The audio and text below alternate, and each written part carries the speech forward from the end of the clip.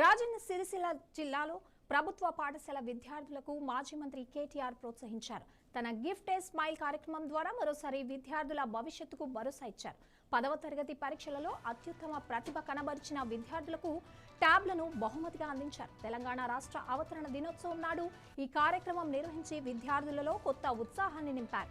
సిరిసిల్ల విద్యార్థులు కేవలం రాష్ట్ర స్థాయిలోనే కాకుండా జాతీయ, అంతర్జాతీయ స్థాయిలో రాణించగలరని ఆయన విశ్వాసం వ్యక్తం చేశారు. ఈ ప్రోత్సాహకాలు విద్యార్థులకు ఉన్నత లక్ష్యాల వైపు నడిపిస్తాయని కేటీఆర్ అన్నారు.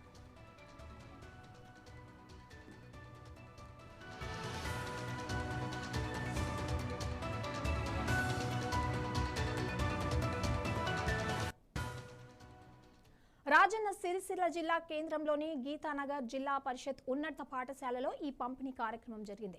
2024 వార్షిక పరీక్షలలో అత్యుత్తమ ఫలితాలు సాధించిన 30 మంది టాపర్లకు కేటీఆర్ స్వయంగా ట్యాబ్లను అందజేసి అభినందించారు. నేటి డిజిటల్ యుగంలో విద్యార్థులకు సాంకేతిక పరిజ్ఞానం ఎంతో అవసరమని ఆయన ఈ సందర్భంగా నొక్కి చెప్పారు. విద్యార్థులు ట్యాబ్లను సమర్థవంతంగా ఉపయోగించుకుని చదువులో మరింత అభివృద్ధి సాధించాలని సూచించారు.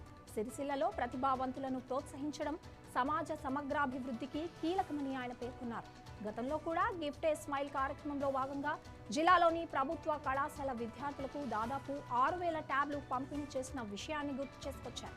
విద్యార్థులు, తల్లిదండ్రులు, ఉపాధ్యాయులు, పలువురు ప్రజా ప్రతినిధులు ఈ కార్యక్రమంలో పాల్గొన్నారు. ఈ కార్యక్రమం విద్యార్థుల ముఖాల్లో చిరునవ్వులు నింపి వారి భవిష్యత్తుపై కేటీఆర్ కు ఉన్న నిబద్ధతను మరోసారి చాటి చెప్పింది.